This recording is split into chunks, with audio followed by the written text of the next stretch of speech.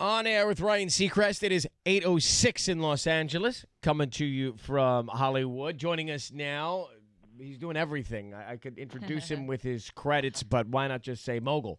Ryan Murphy. Good morning. How are you, buddy? I'm really good, Ryan. How are you? Excellent, thank you. Let's start with Eat, Pray, Love, because it was my entire weekend. It wasn't just a movie. It was a movie and a field trip. I love to hear that. I love that. Because we saw the movie and I just loved it. And then the music, the soundtrack was so beautiful too. So I found out you can buy the soundtrack at Starbucks, which is apparently today's music store. Starbucks is the new place to buy hip music, apparently, yes. This obviously adapted from a book. When did you read the book and why?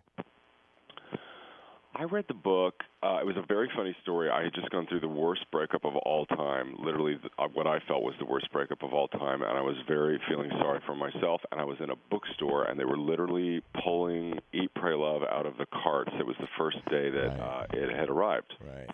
I was with a friend, and he said, you should buy that. So I did, and I read it, and I really loved, I think, what it was about, which was about the power of second chances, and it's never too late to sort of become the person you want to be, and don't let other people determine your life path and all those sort of fantastic things. And then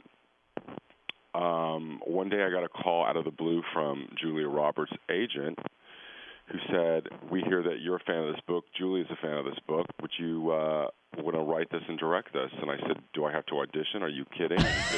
He said, no, you have the gig. And I said, well, that's pretty amazing. So I did. And then, in the process of doing it, fell madly in love with Miss Roberts. And here we are today. I'm sure. Well, so in a strange way, that breakup was such a good thing for you. The breakup was the best thing that ever happened to me. I can honestly say so, yes, because not only did it sort of lead me to, Eat, Pray, Love, but also to Glee, which is I'm just in a really happy phase of my life, and I don't think I could have found happiness without going through some sort of darkness, I think everybody's been there. Everybody going through the world's worst breakups thinks that they're never going to get out into the light, but I'm here to tell you most people do, and you can. Ryan Murphy says you can and you will. Persistence and determination will make it happen. Javier Bardem's character in the movie is an awesome guy. I mean, he's the type of guy that tears up for his kids, I mean, I liked his character a lot. Right. And I understand that he came up to you, and when you first met him, he wanted to talk about Glee and called it crack. Yeah, well, it wasn't when I first met him. It was we were doing a junket in Cancun, and we had done the movie, and I hadn't seen him for months and months and months, and he had just won, the Best Actor award at the Cannes Film Festival. So I went up to congratulate him, and he said, I do not want to talk about this. I want to talk about Glee. And he and Penelope, I guess, every night watch a movie a night, which I thought was so charming. And one night they ran out of movies, so I guess he went to the local Madrid DVD store and got the first 13 of Glee. And he said it was like crack to me. I could not stop watching. I guess they watched the whole thing and like all in one run. Yeah. So is he gonna come on the show? He wants to, and I want to. We're trying to. He wants to play like a weird Spanish rock and roll star. Yeah. But I think I'm gonna make him do like a No Country for Old Men janitor thing. Oh my God. I keep saying that's fine. You can be on Glee, but I'm gonna put you back into that old hair that you hate so much, Mr. Man. But he can sing. The brilliant thing about him is during the movie, he would constantly serenade Julia Roberts as if he were Al Pacino singing songs, which was very funny. I'm just playing a little of the soundtrack. This is like the perfect soundtrack for the end of the day or when you light some candles, just want to chill out with somebody. Yeah, it is. It's a very sort of you're playing the some of the Italy part, but yeah, I think the soundtrack. The movie is just like I keep saying. If you cannot go on vacation this summer, go to this movie because this movie will be like your vacation because we go all around the world. It's beautiful places, it's beautiful food and clothes and people, and there's a few tushy shots for the ladies in there. And it's in theaters this Friday. Eat, Pray, Love. How do you explain the phenomenon that is Glee? And I don't mean that, it's a great television show, but this phenomenon where everybody wants to be on it. I know, it's so weird. I think it's two things. I think that the show is, by its nature, it's about arts education, and I think everybody wants to support that. And I think all these celebrities who want to be on the show, at one point, well, they are the product of arts education, because many of them, had a special teacher or were in drama club, and that's where their gift was ignited. Yeah. But the other thing about the show is I think that anybody who feels like an outcast or a nerd or misunderstood really gravitates to it, and I think that applies to people like Javier Bardem or Carol Burnett or anybody who loves the show. I think they just we love to root for the underdog, Yeah, and these are people that generally don't, quote, do TV, that are lining up to be on the series. So I want to run through, this is also the most rumored show in all the world. There are more rumors about your show than any other show in the world. I know that I learned so much about myself by reading the internet, just because there's all this stuff. I'm like, oh, I didn't think about that. And that, like the Carol Burnett thing happened because there was this huge Facebook campaign to have Carol Burnett play Sue Sylvester's mother, and I heard about that, and I was like, oh, okay, that's a great idea. So sometimes I steal stuff. You cast through blogging. So Carol is going to come on, that's true? Carol is going to play Sue Sylvester's mother, who is the world's most famous Nazi hunter. So that's going to be awesome. And she returns to Sue because she's caught the last Nazi. Just want to see I want to see a map. I want to see a map of Ryan Murphy's brain. No, I know, it's so twisted. And Paul McCartney sent you a mixtape? Well, he did. I mean, I got this sort of thing in the mail, and I opened it up, and it said from Paul McCartney, and I laughed because I thought it was being punked. And he wrote this sweet letter, or an assistant with very similar handwriting did, and it just said, here's a list of songs that I love that I think would be great for your show. I hope you'll consider me. And, there was like every one of them was like a #1 hit. So I was amazed. So, we are going to start doing some Paul McCartney songs on the show, absolutely. When do you start production of Glee again, Ryan? You can always tell when we start production of Glee when all the girls suddenly drop a dress size and all the boys are working out fanatically at the gym. So you can tell that was last week. We started shooting last week, our first episode. Is Mr. Schuester going to shave his head? Is that true or false?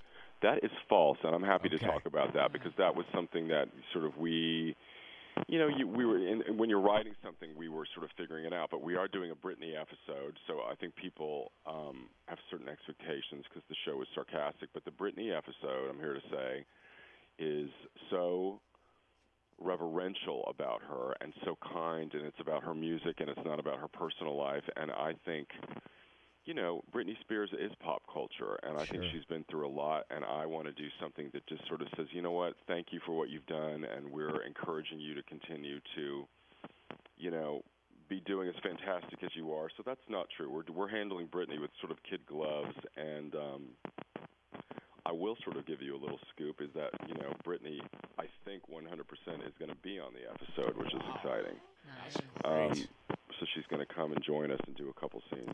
And what sort of, in your mind, what clever role will she play? Herself or something else? Well, I don't know yet. The fun thing about the episode, how we're doing it, is all the Britney Spears numbers are fantasies. And remember when you were in school and the dentist came in and he had you chew the blue stuff, and if the blue stuff was on your teeth, that meant you were a bad brusher? Yeah. Okay, well, John Stamos is on the show now, and he is a dentist, and he comes in for National Cavity Week. And there's 4 of the kids who have terrible dental hygiene, and those kids have to go get their teeth cleaned, some of them under anesthesia, and that's when the fun Britney stuff happens. Because the kids are really wanting to do a Britney episode, and the teacher says no, and so they have fantasies of how they can be like her. So she could be the dental assistant, like the lady who puts the thing in your mouth. She could be the dental assistant. You mean the straw, the sucking straw? That too. That thing that sucks all the liquid from your cheek? No, but I'm excited about doing something about her because I really admire what she's done with her life and how she's turned things around, don't you? I mean, of course, it's incredible. I've heard her on your show before, and you're always so nice to her. Yeah, it's been incredible to see because unfortunately we were reporting on some of those bad stories for a while, and we didn't want it. We wanted her to turn around, and then she goes out and crushes it on that circus tour. Yeah. Hey, Shankman, by the way, Mark Salling is on the other line listening right now. Say hi. Mark, I'm on with your boss. Okay. Hi, Mark. Just hang tight for 1 sec, Mark. I'll be right with you. So Adam Shankman was on the other day, and I asked him about the Michael Jackson episode of Glee. Here's what he told me about directing it. Okay, what happened is we did an interview. Was this about Oscars and Michael Jackson? I think. Listen. Okay, what happened is we did an interview for The Hollywood Reporter together, and he did, in fact, ask me to do a very special episode of the show, which I am going to do. I said yeah, and I am totally psyched because it's a big episode. It's super emotional, and it also has a lot of spectacle to it. So I'm going to direct that. And then we were talking because he said, would you ever do the Oscars again? And I said, it would have to be special circumstances because that show is designed to kill you. And he said, let's do it together. And I was like, sure, let's do it together. I guess first things first, is he doing the Michael Jackson episode for you? Well, we haven't. I don't know for sure that we're. First of all, I love Adam. I think he's so talented, and I'm so thrilled that he's doing the show, and the kids are thrilled he's doing the show because he's so talented. And I love that his training is in dance, and I love he's become this big fancy film director. I love he's going to play in our sandbox. The Michael Jackson thing, people keep asking me about that, and it's there. I don't have any plans right now to do a Michael Jackson episode, so he's not directing that, but he is directing one that will be a big, juicy spectacle. But it's not the Michael Jackson one, no, because I don't have the rights to that, and I think it's at this point, I think it's really hard to clear Michael Jackson music. I think if anybody can do it, though, buddy. Well, I have a list of like 3 dream people who I would love to do after the Super Bowl. Who's that? I would love to. I kind of did Gaga. We did Gaga, but I want to do more Gaga. I want to do something about Prince. I think Prince would be amazing. I want to do a Beatles episode, and I would love to do a Michael Jackson episode. So one of those 3 we'll do for the Super Bowl. I don't know which one. Okay, God. Well, that's good. That's good news. And then are you guys thinking about doing the Oscars? That is something that he and I were just talking about because we were joking that we loved watching it so much as a kid. I mean, if I was asked, I would absolutely do it with Adam. But I have not been asked. It's not been floated around. But if I were, I would do it with Adam in a heartbeat, yeah. Ryan Murphy with us from Eat, Pray, Love, directing that, and also a creator of Glee and many other things in the past. I think we had a chance to meet each other years ago. Years ago, Ryan, you came into my office and we met. We began our love affair in 1999. With the WB. Oh, did you audition for something? No, Ryan at that point was just starting to sort of, he had not yet become Ryan the mogul that he is today. And he came in, and I just liked his work, and he liked mine, and he sat in my office, and we talked about someday doing something together. Yeah. It was just sort of I like you, you're cool, and we've kept in touch ever since then, and I've been thrilled for his success. I think we should come out with a line of pizza products or something. I'm in.